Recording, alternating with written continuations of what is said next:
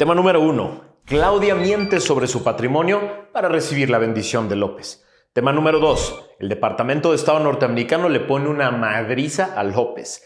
Tema número 3. La Fiscalía General de la República confiesa que López miente sobre el fentanilo. Sí somos productores. Esos son los 3 temas que vamos a ver el día de hoy en el episodio 190 de Factor Kaiser. Hoy es miércoles 24 de abril. Estamos a 39 días de la elección. Sí, solo 39. Pero hay muchas cosas que podemos hacer. Sobre todo, informarnos e informar a otros. Dejarle claro a todo mundo las 2 sopas que hay en juego. Las 2 posibilidades. Los 2 países completamente diferentes que surgirían de una opción o de la otra. De eso se trata Factor Kaiser. Y de eso se trata el activismo que pretendo que tú lleves a las calles. Que tú lleves a tu casa, a tu trabajo, a tu oficina, a tu escuela, para que tú te conviertas en factor de cambio. Sí, tú puedes ser factor de cambio. Vamos a ver las 3 de hoy. Tema número 1. Claudia miente sobre su patrimonio para recibir la bendición de López. Vivo en un departamento rentado, dijo durante el debate con esa cara cínica y condescendiente que ya es su sello personal. En su declaración patrimonial como jefa de gobierno en 2023, en el rubro inmuebles declaró ninguno. Así. Al igual que los más cercanos colaboradores de López, como Rocío Nale, que nos han querido vender su vida humilde y franciscana como evidencia de su amor al pueblo, lo cual es una farsa absoluta, Claudia también miente sobre su patrimonio. Según se puede leer en la investigación que hizo Mexicanos contra la Corrupción y la Impunidad, así ha sido la evolución del patrimonio de Claudia desde que es servidora pública. Vamos paso por paso. En diciembre del año 2000, cuando asumió el cargo de secretaria del Medio Ambiente en la capital, en la Ciudad de México, en el gobierno de López Obrador, Claudia Sheinbaum informó en su declaración patrimonial que ella y su esposo, Carlos Simas, este infame actor de los videoescándalos del 2004 que recibía fajos de dinero de ahumada, poseían una casa y un departamento en la Ciudad de México. En aquella ocasión, detalló que su casa estaba valuada en 500,000 pesos y el departamento en 400,000. Además, tenía 2 vehículos y 100,000 pesos en cuentas bancarias. 15 años después, cuando entró en funciones como jefa delegacional en Tlalpan, reportó que a sus bienes se habían sumado una casa en Morelos. En 2015 reportó además ingresos por 1.7 millones de pesos entre ella y su pareja, 2 vehículos y una cuenta bancaria por menos de 500,000 pesos. En diciembre del 2018, tras asumir la jefatura de gobierno de la Ciudad de México, informó que poseía 2 departamentos en Coyoacán, uno de 90 metros cuadrados comprado a crédito en 1999 y otro de 80 metros cuadrados valuado en 1.8 millones de pesos, adquirido en 2011 mediante una herencia y un préstamo. Además, reportó una casa en Cuernavaca que estaba a nombre de su hijo y que había sido construida entre el 2002 y el 2005. En esa declaración, informó que la casa de Tlalpan había sido adquirida de contado y que la construcción se había realizado entre 1985 y 1988. 6 años después, Sheinbaum refirió que ya no tenía ese patrimonio. En el apartado de inmuebles de la declaración patrimonial que presentó en 2023, anotó la palabra ninguno. ¿Se esfumaron esos bienes? Nah, se escondieron por fines electorales.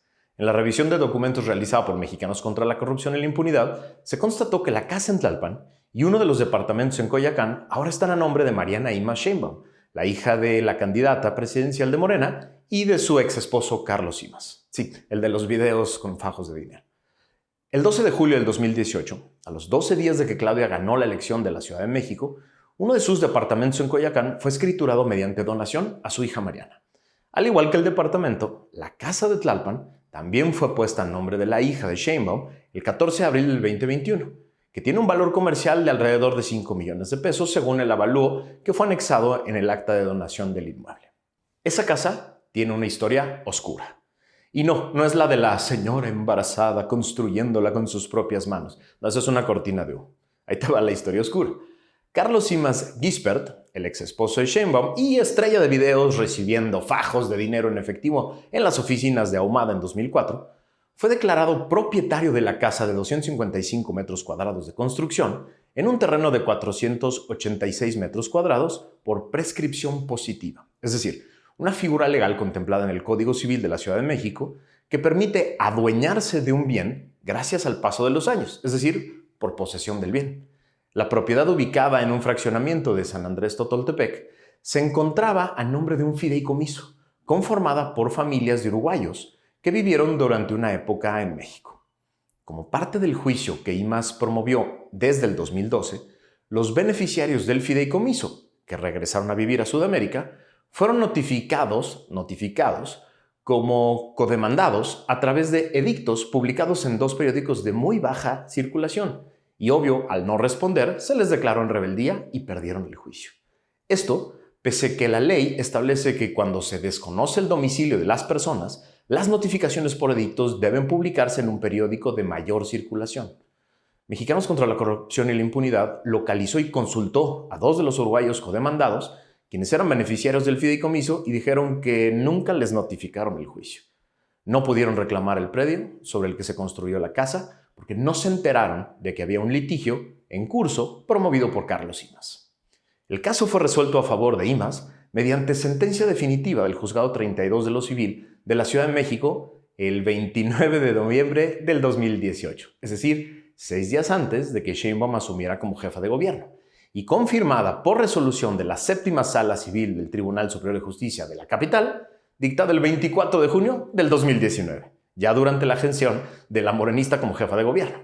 Es decir, después de 6 años de litigio para apoderarse del bien, milagrosamente llegan 2 resoluciones fulminantes en el lapso de apenas 7 meses, de polémicos jueces para quedarse con el inmueble. Seguro nada tuvo que ver la llegada de la señora Sheinbaum a la jefatura de gobierno con lo expedito y lo favorable de ambas resoluciones. 2 años después, la casa quedó a nombre de la hija. Después de estos 25 años de servidora pública, de buenos cargos además, sería razonable poseer 2 sencillos departamentos y 2 casas. Pero esto no cuadraría con el discurso mentiroso y populachero de la pobreza franciscana. Menos si la casa de 255 metros cuadrados de construcción y 486 metros cuadrados de terreno fue obtenida a través de oscuros litigios que son muy difíciles de explicar en plena campaña electoral. Así, mejor mentir, transferir, esconder y presumir una vida simple y franciscana, que es una farsa. Al parecer, para Claudia, como para su jefe, mentir es normal, es aceptable, es recomendable y hasta necesario para vender un discurso político que se cae a pedazos a la primera revisión documental. La pregunta para ti es muy sencilla.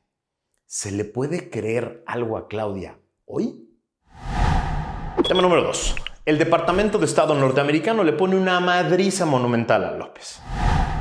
López está fúrico con el Departamento de Estado norteamericano y lo ha expresado en varias mañaneras. Lleva 3 días seguidos haciendo berrinche y muina en sus mañaneras contra el gobierno de Joe Biden. Y no es para menos, la madriza que le ponen en el reporte sobre derechos humanos en México, publicado esta semana por el Departamento de Estado norteamericano, es brutal. Ahí te van algunos extractos textuales que deben traer enfermo al pequeñito presidente mexicano. La versión ejecutiva del reporte inicia con un renglón lapidario que dice: durante el año no se produjeron cambios significativos en la situación de derechos humanos en México. Madres, ahí empieza nada más. Cito el reporte. Hubo informes de numerosos desaparecidos, desapariciones forzadas a mano de grupos delictivos, a veces con acusaciones de connivencia con las autoridades. Las investigaciones, enjuiciamientos y condenas por delitos de desaparición forzada fueron escasos. La desaparición forzada es un problema persistente en todo el país, especialmente en zonas con altos niveles de violencia relacionadas con cárteles o bandas. Así, ahí te va otra cita. El presidente López Obrador y otros actores del gobierno atacan verbalmente al Poder Judicial, en particular a la Suprema Corte, criticando en numerosas ocasiones a jueces que fallaron en contra de la administración, violación de derechos humanos. Otra cita. El gobierno siguió ejerciendo una presión significativa por ser una fuente de ingresos publicitarios para muchas organizaciones de medios de comunicación, lo que a veces influye en la cobertura. Madres. Otra cita del reporte. Continuó el descrédito oficial de los trabajadores de la prensa. Los políticos, incluido el presidente López Obrador, desacreditaron y criticaron públicamente a esos periodistas, presentándolos como tendenciosos, partidistas y corruptos. La administración continuó presentando un segmento semanal de Quienes quieren las mentiras en la conferencia de prensa matutina del presidente para exponer a los periodistas que supuestamente informaban sobre noticias falsas. En 2022, la organización Artículo 19 registró al menos 176 comentarios despectivos de la oficina del presidente dirigidos a medios de comunicación, periodistas y organizaciones de la sociedad civil. Varios periodistas citaron amenazas constantes. Ahí les va otra cita. Los grupos de defensa de la libertad de expresión informaron de que el gobierno, a pesar de las reducciones en sus presupuestos de publicidad, seguía teniendo un fuerte impacto financiero e influencia en las mayores empresas de medios de comunicación. Los grupos de la sociedad civil Fundaria Artículo 19 subrayaron la falta de transparencia del gobierno federal en la selección de medios de comunicación para la publicidad pública, señalando que el 55% de su presupuesto se destinó a solo 10 medios de comunicación en 2022. Tómela. Pero para mí, el párrafo más cabrón de todos es el que dice, cito, los elementos delictivos, incluidas las bandas locales y transnacionales y los narcotraficantes, fueron autores importantes de delitos violentos y cometieron actos de homicidio, tortura, secuestro, extorsión, trata de personas, soborno, intimidación y otras amenazas, lo que se tradujo en altos niveles de violencia y explotación. El gobierno investigó y enjuició algunos de estos delitos, pero la mayoría quedaron sin investigar ni enjuiciar. Repito, el gobierno investigó y enjuició algunos de estos delitos, pero la mayoría quedaron sin investigar ni enjuiciar. Es decir, el Departamento de Estado norteamericano confirma abierta, pública y oficialmente que en México el crimen organizado goza de impunidad generalizada y sistémica. Manos libres, pues. Ya le tienen claramente leída la cartilla a López y por eso no para de echar espuma por la boca contra este reporte. Acusa al gobierno norteamericano de interferir en la soberanía mexicana, de interferir en las elecciones. El gobierno norteamericano lo único que está haciendo es resumir, sintetizar en un reporte lo que hemos dicho una y otra vez, las personas y los medios que no nos dejamos ni intimidar por López ni comprar con su presupuesto de publicidad. Eso es lo que lo tiene echando espuma por la boca, que en el mundo ya lo vieron y ya entendieron de qué se trata este gobierno. Tema número 3. La Fiscalía General de la República confiesa que López miente sobre el fentanilo. Sí somos grandes productores, dice.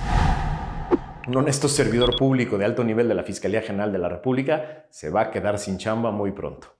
Esto porque en una honesta declaración desmintió lo que López ha afirmado en varias mañaneras, que en México no se produce fentanilo. Gracias a una nota del periódico Reforma de hoy, nos enteramos de que el titular de la Agencia de Investigación Criminal de la Fiscalía General de la República, Felipe de Jesús Gallo, reconoció que la producción de fentanilo y otras drogas sintéticas ocurre de manera industrializada en el país. México ha sido campeón en la producción de metanfetaminas y ahora fentanilo y ha sido el mayor proveedor de riqueza y poder para diferentes organizaciones criminales, dijo el mando próximo desempleado durante la Conferencia Internacional de Drogas Sintéticas. Es decir, no solo dejó a López como un mentiroso por decir que aquí no se produce fentanilo, nada, dice López. El servidor público próximo desempleado dijo que México era campeón en la producción de fentanilo. Se trata del primer funcionario de alto nivel que reconoce abiertamente la producción de esta droga en el país, pues López Obrador ha dicho siempre que los cárteles solo prensan el fentanilo en pastillas en México, pero que no lo producen aquí. Cito, créanme que la producción de metanfetamina ya se ha industrializado, que no solo se da en los montes, ya no solamente se da en la sierra o en el desierto de Sonora. Sigo la cita.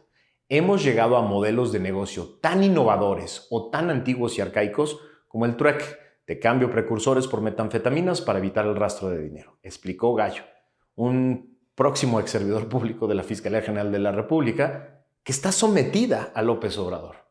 De acuerdo con la agencia AP, expertos coinciden en que los cárteles en México utilizan precursores químicos procedentes de China e India para fabricar aquí el opioide sintético y pasarlo de contrabando a Estados Unidos, donde causa unas 70,000 muertes por sobredosis al año y ganancias multimillonarias para las organizaciones criminales. En el mismo foro, el embajador de Estados Unidos en México, Ken Salazar, destacó el diálogo entre ambos países para afrontar la crisis provocada por fentanilo. Cito, sabemos todos que cuando mueren 100,000 y más personas jóvenes en los Estados Unidos por drogas químicas, entonces tenemos que hacer todo lo que se pueda hacer. Eso dijo el diplomático. Si no ves los signos de cambio en la relación México-Estados Unidos, es que no los entiendes. Están ahí, están claros.